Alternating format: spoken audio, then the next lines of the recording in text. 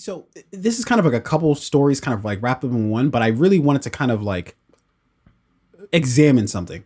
So word broke, I think it was either last week or the week before, this past week or the week before, that Martin Scorsese as well as Leonardo DiCaprio both inked deals with Apple TV Plus with their own respected production companies to produce films and shows for Apple TV.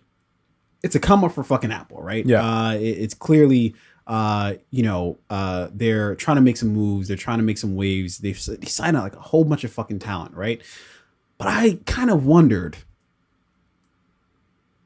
is that paying off for them, really? So to kind of rewind the clock here. So it turns out that Apple's actually producing, and we talked about this a while ago, but they're producing Killers of the Flower Moon, which is a new film that's going to be coming out on Apple TV. But it's going to be directed by Scorsese, and it's going to star DiCaprio as well as De Niro as well. The movie's expensive. It's I think close to $200 million. This movie, which it's not a Transformers movie, so it's under. I don't understand why it's $200 billion, but whatever. And we know DiCaprio doesn't really do much CGI or action, right? Yeah, I think the closest he got was Revenant, but with the bear, there wasn't that much. I think that was like he was literally fighting a bear. Is what I understand. Now, the bear he wasn't fighting the bear. He was trying to survive the bear. But yeah, where does the money go? I don't know. The Killers of the Flower Moon, from what I understand, the script itself it's not lending itself to like much. Like it's about I think it's a story. I want to say that involves like it's in like North Dakota or something like that, but it's supposed to be like a realistic story. It's not supposed to be like fucking like Marvel film. You know? So yeah, I don't know why it's costing that much, but in any event, so they're already producing that for Apple TV. So obviously, if they're signing these deals, if both of their production companies are signing these deals with Apple TV, they're not fucking inexpensive. I can guarantee you that.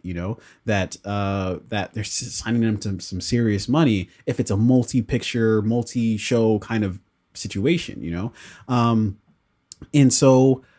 This got me to thinking of like, well, what the fuck is Apple doing? Because they're actually producing really great content, right? Like we both love the morning show. They've got some other series that are pretty great. And so the more I watch of the Apple TV Plus, and they got to come out with a better name too. Just come out with something shorter. I don't want to have to say Apple TV Plus in order to distinguish from Apple TV, because Apple TV is kind of a different thing than just Apple TV Plus. I don't know. Yeah, it's very fucking. Need to get rid of Apple TV. The box. Nobody who even fucking has that anymore. Nobody. But I was wondering what their numbers actually look like. And so I tried to like look it up, what they actually look like for the numbers. The most I was able to scrounge up was this article from The Verge that talked about what their numbers were. And I'm just going to read a little bit from this article.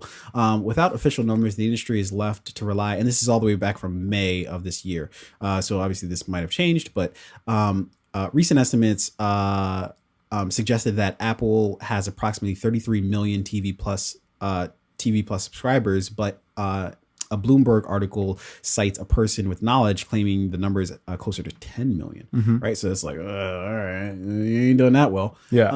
So put that into context, the article kind of goes on. HBO now has just under 10 million subscribers, and Hulu has just over 32 million subscribers, but both are available exclusively in the US. To compare, Apple TV Plus is available in more than 100 countries. So Apple TV is basically available everywhere, and they only have roughly, we're thinking, according to insiders, 10 million active 10 subscribers. million subscribers. Yeah. And also, another thing that's pointed out is like they all got it for free, right? Because everybody who's got it, like an Apple, who bought an iPhone 11 or newer device, got it for free. Got the Apple TV for free. So keep in mind though, when Apple first was talking about doing Apple TV Plus, they set a content budget for it, or they appropriated funds for it. $6 billion is what they set aside. Basically, we're like, let's start this shit up. Yeah, but that was what they made in 2004. So that's 2004 No, no, no, money no, no, they're no, no, no, spending. no. They set the just for content for Apple TV Plus. That's not talking about Apple as a company. Yeah. That's just talking about Apple TV Plus, meaning that when they said, okay, like let's start the shit, let's bring people $6 billion we're going to dedicate to just that. $6 billion? Yeah, listen, I don't care who it. Get Oprah, get who else is in there? Sign everybody. Scorsese. I'm surprised they didn't sign Patrick Mahomes before the Chiefs did, just to lock him up. Like, yeah, whoever's a free agent right now, I'm fuck catching footballs. I'm trying to do TV shows. Apple's signing everybody. I mean, so to that point, right? So they set aside $6 billion dedicated to funding and producing content for Apple TV Plus. Yeah, that sounds like a lot of money.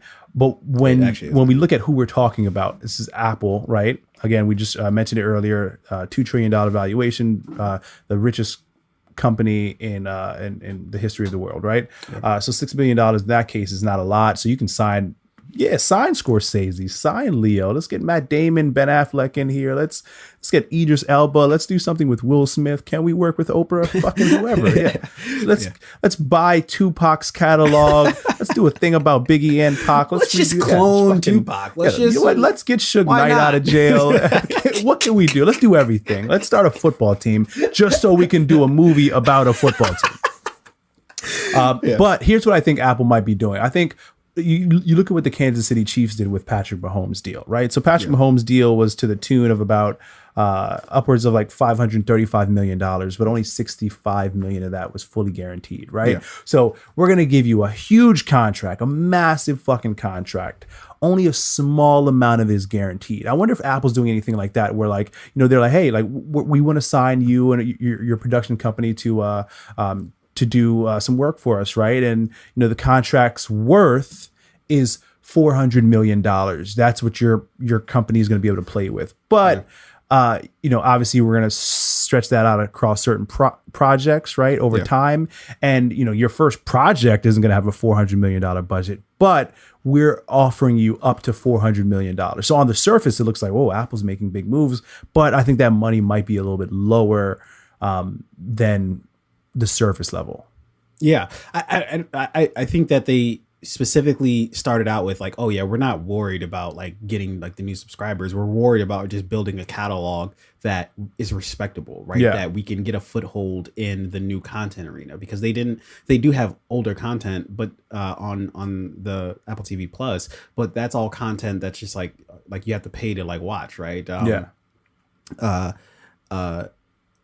Like the movies, like we'll rent, movies that just came out that we have to rent in order to watch, yada yada. Like, so it's like they're really concentrated on making new content, not just recycling old shit. So I think that they started out with like, we don't give a shit, like 10 million subscribed, 30, it doesn't matter to us. We don't really get, money's not really like, we don't give a shit about money.